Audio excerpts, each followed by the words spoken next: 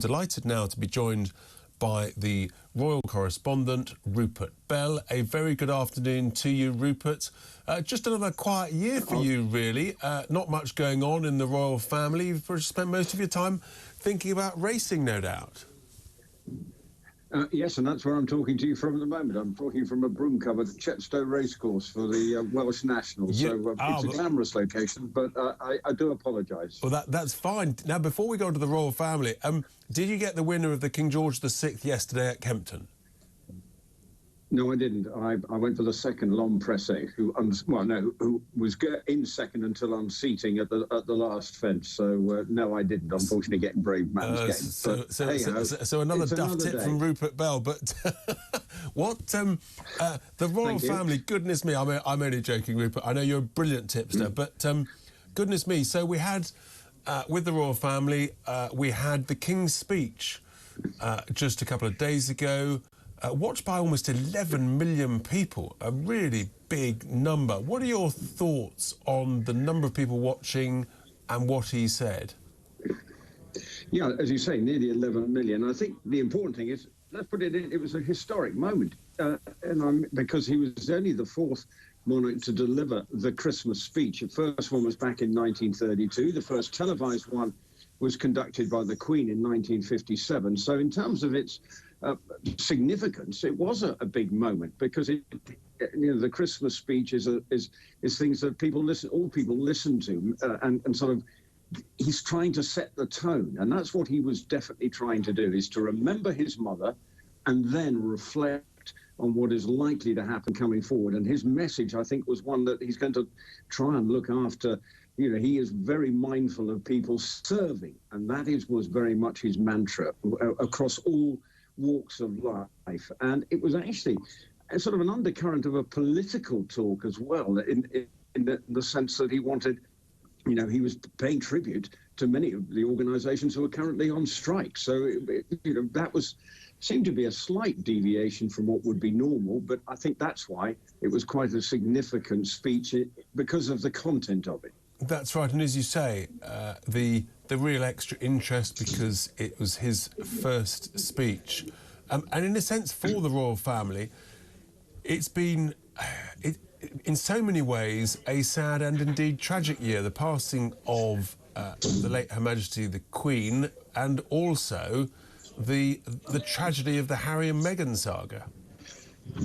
Yeah, when you think at the start of the year, well, if you think back 12 months ago, we had the Queen's speech where she was very much reflecting on the life of her late husband, Prince Philip. And then we had the Platinum Jubilee, where we all came together to celebrate her 70 years as our monarch. And then obviously a few months later, the funeral. And so that it has been an extraordinary year from that perspective. And obviously you then have, how is the king going to adapt to his new role, and what's he going to be like? And he's basically taken the approach of steady hand on the tiller.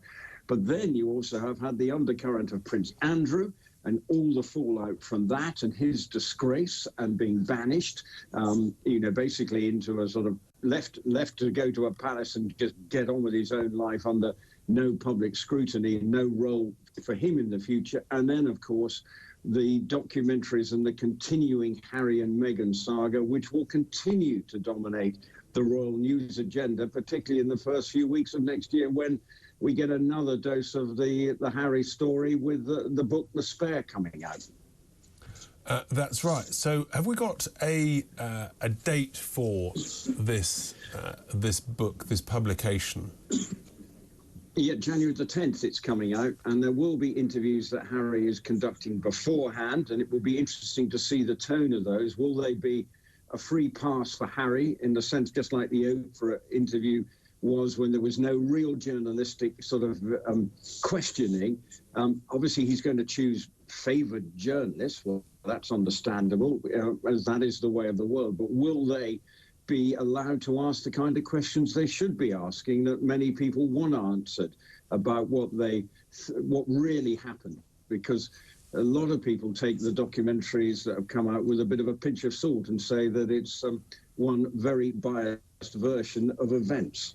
Well, I'm proud that I'm one of those who actually deliberately has not watched the documentary. It was bad enough just watching a few social media clips, but there we are. So the book's coming out on the 10th. You think there'll be some interviews? Will they be joint interviews or just Harry, are you thinking? Oh, I think it's just going to be Harry, because it's his book, and this is not the Meghan and Harry show. This is the version of his life as he sees it. So therefore, he should be the one just talking about his life. So I don't think it will have the Meghan influence. And clearly, that's what, you know, the documentary, which I feel you're very remiss of you not to give up 6 hours of your life to watch it, Richard. But it was very much the Meghan show.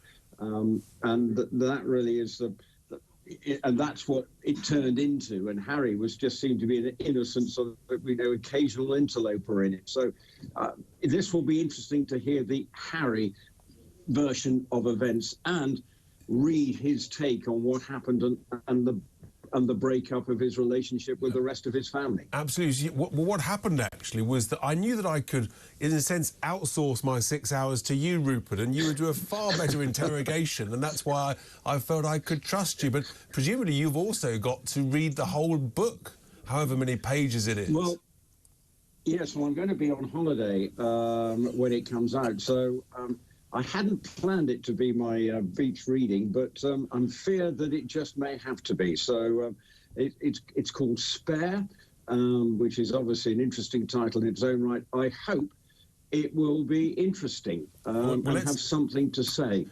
Let's hope it's more interesting than it drives you spare reading it. That's my concern, Rupert.